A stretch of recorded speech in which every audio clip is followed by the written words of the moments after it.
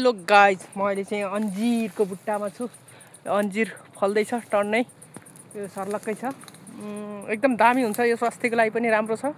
यो अन्जिर चाहिँ यस्तो धपक्कै फलेको छ, यसलाई खाने हो। अनि यतापट्टि चाहिँ अङ्गुर पनि होइन, यस्तो लपक्कै फलेछ। अङ्गुर प्लस अन्जिर यस्तो बबाल छ।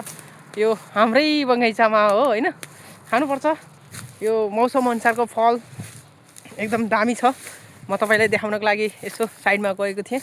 टन्न छ ने अङ्गुर ने अन्जिर होइन। तपाईँलाई के खानु लाग्छ? मौसम अनुसारको फलफुल पाइन्छ गाइज। ल मेरो भिडियो हेर्दै जानुहोस्, म तपाईँलाई नयाँ टेस्ट कस्तो हुन्छ भनेर नि बताउने छु होइन।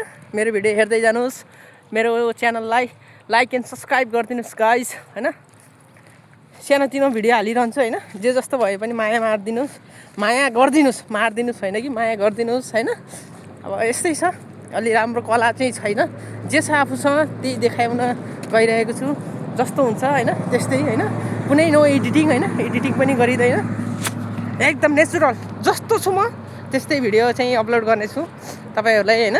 कुनै अब यस्तै छ, आशा छ तपाईँहरूले चाहिँ होइन मलाई माया गरिदिनु हुनेछ, एकदम मेरो भिडियोलाई लाइक गरिदिनु हुनेछ, कमेन्ट गरिदिनु हुनेछ, मेरो च्यानललाई सब्सक्राइब गरिदिनु हुनेछ, सेयर गरिदिनु हुनेछ भन्ने आशाका साथ म अहिले चाहिँ छुट्छु है त फेरि गाइस। Okay by.